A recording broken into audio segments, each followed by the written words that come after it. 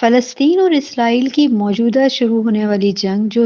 7 اکتوبر 2023 کو شروع ہوئی ہے، اس کے بعد سے پوری دنیا میں عمومی تاثر ایسا پیدا ہو گیا ہے کہ غزہ میں بسنے والے مسلمان بڑے ہی شفاق اور دہشت گرد لوگ ہیں، بڑے ہی خطرناک ہیں۔ یہ مسلمان نہ تو خود سکون سے رہتے ہیں اور نہ ہی دنیا کے لوگوں کو سکون سے رہنے دیتے ہیں، اور یہ مسلمان جن کے منہ کو خون ایسا لگ چکا ہے کہ ان کا پسندیدہ مشغلہ بن گیا ہے کہ وہ لوگوں کو ماریں اور اس کام میں لگے رہیں۔ میں اس شبے کو اپنی محدود ریسرچ کے مطابق جو مسلمانوں کے خلاف پایا جا رہا ہے، دنیا بھر کے لوگوں کا ایک پوائنٹ آف ویو بن چکا ہے، اس کو ختم کرنے کی کوشش کروں گی اور اس کو کلیئر کرنے کی کوشش کروں گی،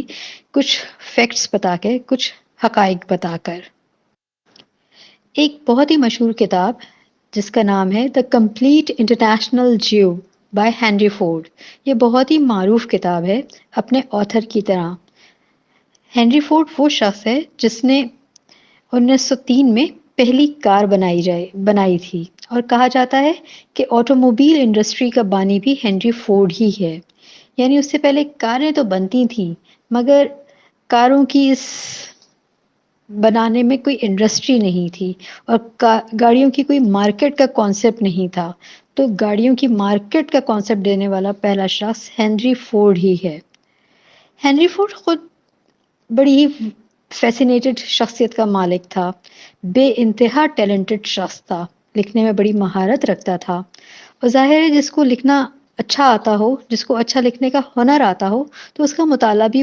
بہت وسیع ہوتا ہے۔ اس طرح 1917 میں جب بالفور ڈکلیریشن ہوا، Balfour declaration actually British government کی جانب سے ایک حکم نامہ تھا اور یہودیوں کے لیے ایک اجازت نامہ، یعنی یہودیوں کو فلسطین کی سرزمین پر رہنے کا اجازت نامہ مل گیا تھا، اور پھر یہ اجازت نامے کا پروانہ ملتے ہی یہودی فلسطین میں یعنی مسلمانوں کی سرزمین میں آ کر آباد ہونے لگے، مگر ان کا اسٹیٹس جو تھا وہ ایز اے مائنر کمیونٹی تھا۔ پھر اسی دوران ہینری فورڈ جو کہ لکھنے لکھانے کا ماہر تھا، اس نے کچھ آرٹیکلز لکھنا شروع کیے، مگر برٹش اور پھر امریکن گورنمنٹ نے اس کے آرٹیکلز کو پبلش کرنے کی اجازت نہیں دی۔ وہ ان آرٹیکلز کو ایک رسالہ the deer born independent magazine میں شائع کرنے لگا۔ ہینری جب بھی آرٹیکلز لکھا کرتا تھا، اس دوران ان کو اٹھا لیا جاتا تھا، یعنی جیسے آج کے دور میں کوئی آئے اور پورے دن کا سارا جنگ اخبار اٹھا کر لے جائے اور اس کو ڈسکارڈ کر دے، یا کوئی آئے اور ڈان اخبار کا سارا جو مٹیریل ہے اس کو خرید لے تاکہ کوئی دوسرا شخص اس کو پڑھ نہ سکے۔ تو اس صورتحال کو جانچتے ہوئے ہینری فورڈ نے اس کو اپنے آرٹیکلز کو والیوم میں شائع کرنے کی کوشش کی، مگر امریکنز نے اس کو پبلش کرنے کی بالکل اجازت نہ دی، مگر کسی نہ کسی طرح اس نے کر کے اس کو چھاپ ہی لیا۔ مگر ویسے ہی امریکنز نے آ کر اس کا سارا چھپا ہوا رسالہ، جو بھی جریدے تھے، ان کو ضبط کر لیا، اور پھر اس کو اپنا اخبار بند کر کے سرنڈر کرنا پڑ گیا۔ ہینری فورڈ کی یہ کتاب دا کمپلیٹ انٹرنیشنل جیو، جو کہ اس کے آرٹیکل پہ مبنی تھی، اس کتاب کو پہلی جنگ عظیم کے آخر میں جرمنی کے سیاستدان بلدرون شیراز نے پڑھا، اور وہ اس کتاب سے بے انتہا متاثر ہوا۔ اس نے اس کتاب کا جرمنی میں ترجمہ کروایا اور خود سے اس کا نام مرتب کیا کہ میں نے اس کتاب کو پڑھا ہے اور یہودیوں کا مخالف ہو گیا ہوں۔ جرمن قوم جو کہ پہلی جنگ عظیم کے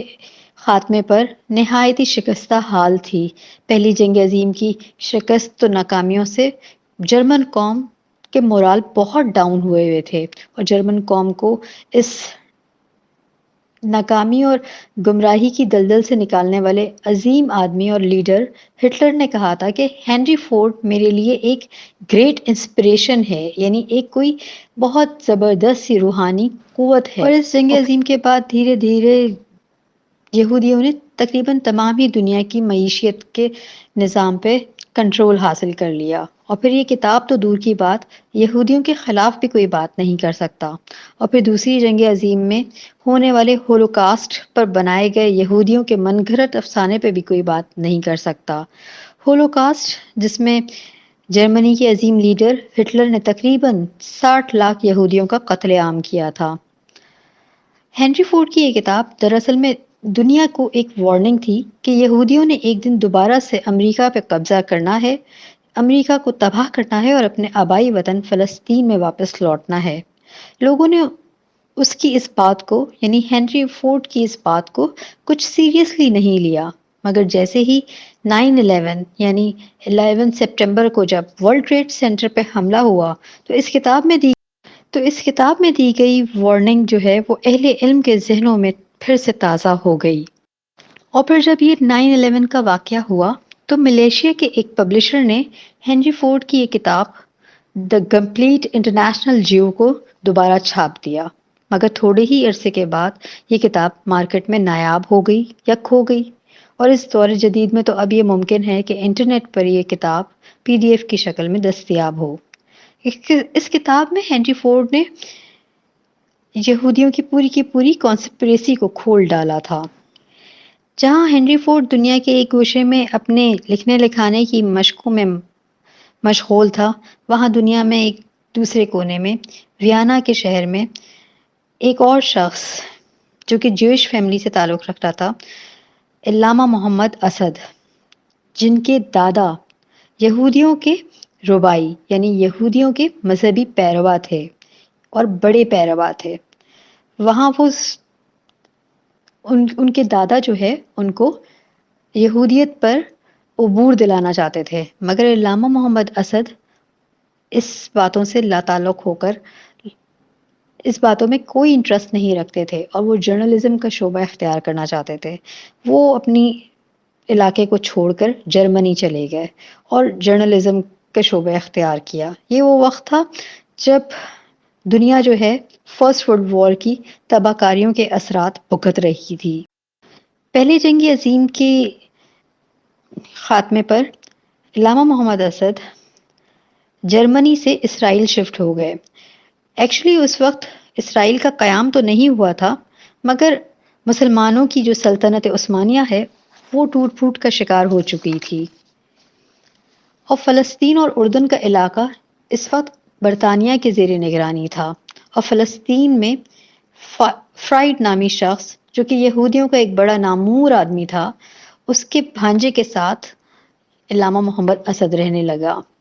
وہ ایک رسالہ نکالا کرتا تھا، اور محمد اسد چونکہ اس کا دادا ایک بڑا یہودی عالم تھا،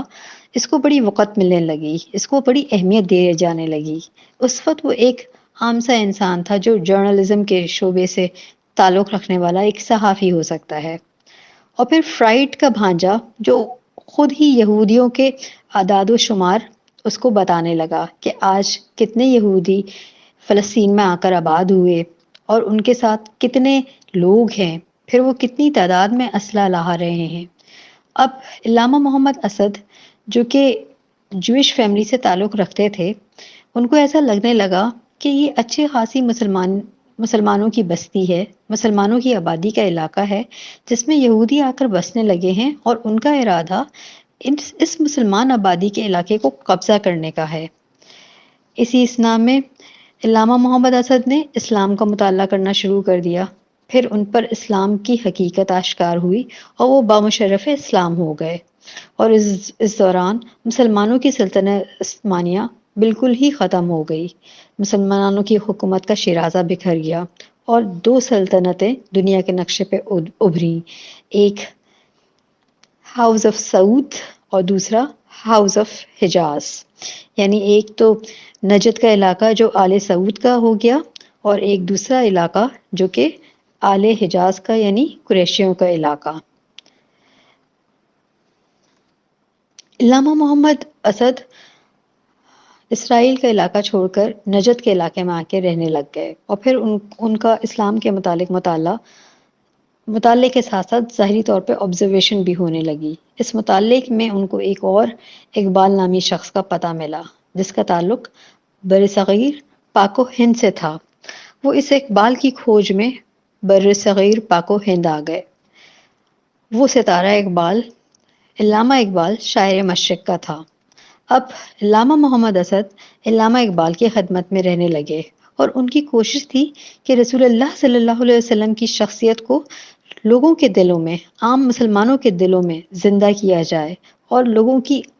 عام لوگوں کی زندگی پر رسول اللہ کی شخصیت، رسول اللہ صلی اللہ علیہ وسلم کی زندگی کے اثرات دیکھے جانے لگیں۔ کچھ اس طرح سے جو ہے وہ کام کرنا چاہیے۔ بہرحال مگر انہوں نے اپنی رہائش جو ہے وہ شملہ میں اختیار کی اور اس دوران دوسری جنگ عظیم شروع ہو گئی اور علامہ محمد اسد کو یہودیوں کا جاسوس سمجھ کر گرفتار کر لیا گیا اور ان کو وہاں کی جیل میں ڈال دیا گیا۔ قید کے دوران علامہ محمد اسد نماز پڑھتے، اذکار کیا کرتے۔ اب جیل کے پہرے دار پریشان ہو گئے کہ اس شخص کو یہودی جاسوس سمجھ کر گرفتار کیا گیا ہے، وہ ہے اصل میں مسلمان۔ اب پہرے دار کہنے لگے ہم تم کو ادھر سے نکالنے میں مدد کرتے ہیں، تم جاؤ اپنے وطن جرمنی اپنے ماں باپ کے پاس چلے جاؤ۔ وہ پہرے داروں سے کہتے تھے کہ یہ وہ خطہ عرضی ہے جہاں سے لشکروں نے اٹھنا ہے اور فلسطین پر فتح حاصل کرنی ہے، تم مجھے اس خطے سے دور نہ کرو۔ اور 5 سال کی شدید قید کاٹنے کے بعد، پھر جیل سے رہائی کے بعد، انہوں نے اپنا ایک رسالہ نکالنا شروع کیا۔ وہ پہلے شخص تھے جنہوں نے اس رسالے میں پاکستان کا مطلب کیا، لا الہ الا اللہ، اپنے رسالے میں درج کیا، جو نہایت ہی مقبول اور مشہور ترین، معروف ترین نعرہ ہے۔ وہ اپنی سوانح حیات میں لکھتے ہیں اور کہتے ہیں کہ یہ جو 1917 میں بالفور ڈکلیریشن ہوا تھا، یہ ڈکلیریشن اصل میں یہودیوں کا امریکیوں سے وعدہ تھا کہ وہ دنیا میں جہاں بھی رہیں گے امریکیوں کے لیے کام کریں گے، امریکیوں کے وفادار رہیں گے، بس اس کے بدلے وہ ہمیں فلسطین کا علاقہ لے کر دے دیں۔